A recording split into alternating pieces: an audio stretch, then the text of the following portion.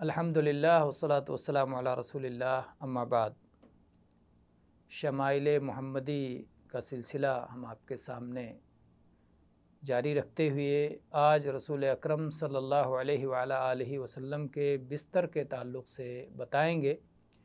इमाम तिर्मिज़ी रहमहुल्लाह ने अश-शमाइल मुहम्मदिया में आयशा रदियल्लाहु अन्हा की ये रिवायत ज़िक्र की है।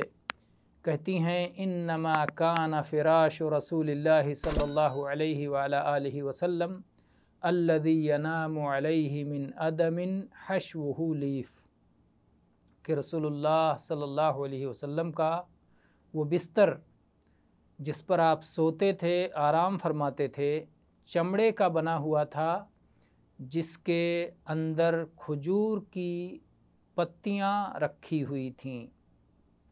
इस हदीस को इमाम मुस्लिम रहमहुल्लाह ने किताबुल लिबास में 2082 नंबर पर रवायत किया है।